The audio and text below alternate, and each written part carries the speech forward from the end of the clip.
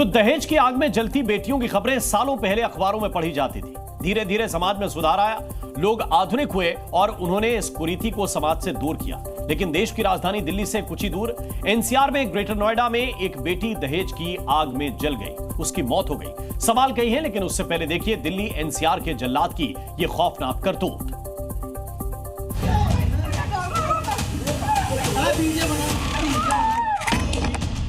ये तस्वीरें आपको विचलित कर सकती हैं। दहेज के लिए निक्की को जिंदा जला दिया गया। तस्वीरें उत्तर प्रदेश के ग्रेटर नोएडा की उस गौतम बुद्ध नगर जिले की जहां पुलिस कमिश्नर एक महिला है। वो गौतम बुद्ध नगर जिला जहां की डीएम एक महिला है। और महिला सशक्तिकरण का उदाहरण पेश करने वाले गौतम बुद्ध नगर से सामने आई ये तस्वीर बेहद शर्मनाक है।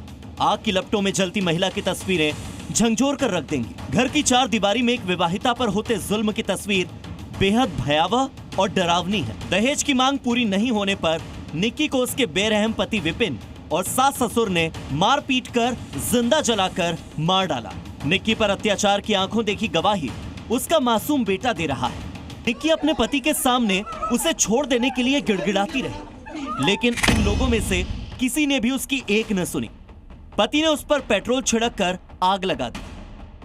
निक्की की बहन कंचन ने बचाने की और वीडियो बनाने की भी कोशिश की, लेकिन आरोपी ने बड़ी बहन कंचन को भी पीटा। निक्की की बड़ी बहन कंचन भी इस खौफनाक दास्तान की आंखों देखी गवाही दे रही है, जिनकी शादी इसी घर के बड़े बेटे से हुई है। मेरी बहन को जला के मार दिया, बहुत दिन से प्लानिंग चल रही थी। बहुत दिन से टॉर्चर करा जा रहा, ब्लैकमेल करेंगे, पूरी रात मारे करे उसने।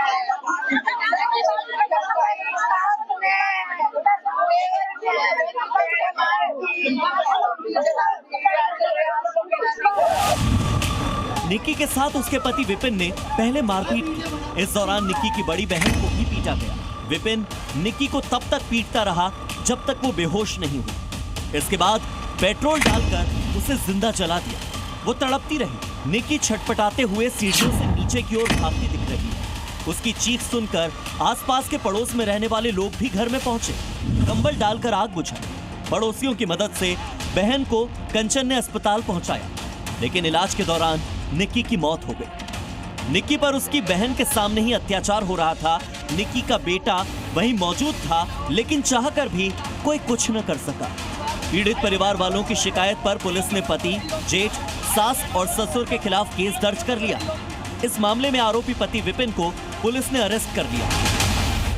फोर्टिस हॉस्पिटल से होकर सफदरजंग पहुंची, लेकिन रास्ते में ही उस महिला की मृत्यु हो गई। परिजन मिल गए थे। जो मृतका है उसकी बहन की तहरीर पे सुसंगत धाराओं में थाना कासना पे मुकदमा पंजीकृत किया गया। पति और उसके परिजनों के खिलाफ पुलिस ने कार्रवाई करते हुए पति विपिन को हिरासत में ले लिया। निक्की और उसकी बड़ी बहन कंचन एक ही परिवार में बहू बनकर आई और ससुराल वाले दहेज के लिए दोनों को अक्सर प्रताड़ित करते थे। दिसंबर 2016 में निक्की की शादी विपिन से हुई। शादी में स्कॉर्पियो गाड़ी के अलावा बहुत सारा सामान डिमांड बढ़ाते रहे, मांग पर मांग करते रहे। ससुराल पक्ष ने 35 लाख रुपए दहेज की मांग की। निक्की ने मना कर दिया। इसके बाद उसके पति और उसकी सास ने लात घूसों से निक्की को पीटा। दबाव में आकर मायके वालों ने एक कार और दे दी, लेकिन जहां लालच हो वहां संतुष्टि नहीं होती और ज्यादा पाने की लालसा कभी खत्म नहीं होती। हत्या के बाद से लगातार जो उनके परिजन है वो लगातार रोष जता रहे हैं, क्योंकि 21 तारीख को जिस तरह से घटना हुई थी और जला करके निक्की को मार दिया गया था, उसके बाद गुस्साए परिजन मौके पर पहुंचे। आप देख सकते हैं बिल्कुल वो कासला थाना जो है वहां पर पहुंचे। उनका साफ तौर पे कहना है कि उसके साथ में ऐसी ही चीज होनी चाहिए जिस तरह से मारा गया है और लोग इंसाफ की मांग कर रहे हैं। उनके परिजन यहाँ पे पहुंचे हैं। बकायदा वो बहन जिसकी साथ में शादी हुई थी वो भी यहाँ पे भारी संख्या में महिलाएं पहुंची हुई है। इन लोगों का कहना है कि उनको इंसाफ मिलना चाहिए। निक्की के दो बेटे हैं। निक्की के छोटे बेटे ने कहा कि मम्मा के ऊपर पापा ने कुछ छिड़क दिया और उसके बाद उन्हें चांटा मारा, फिर लाइटर से आग लगा दी। सोचिए बच्चा जब ये सब कह रहा है उसके जहन में क्या होगा। निक्की को जिंदा जलाने के बाद लोगों में गुस्सा है, आक्रोश है। निक्की को इंसाफ दिलाने के लिए कासना में पंचायत भी हुई। लोगों ने धरना दिया, उनके हाथ में जस्टिस फॉर निक्की के पोस्टर। विपिन की अरेस्टिंग हुई है, उन्होंने हमें बता दिया कर, उन्होंने 2 दिन का समय लिया 3 आदमी इनको अरेस्ट करने पुलिस के लिए। हाँ, हम 2 दिनों में उनको अरेस्ट कर लेंगे।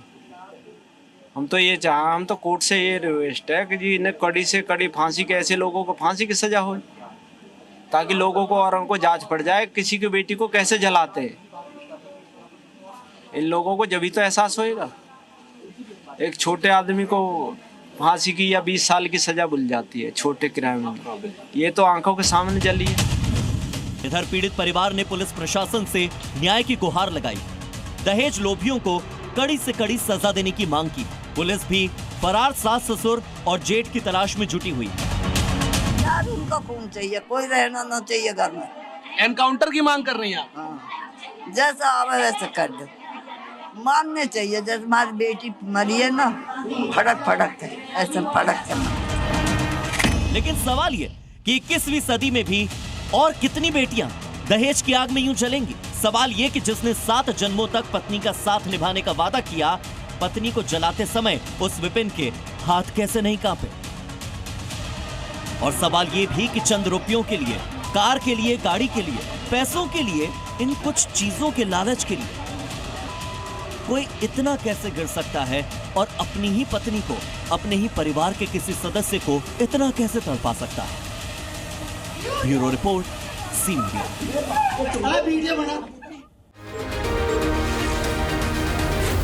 ज़ी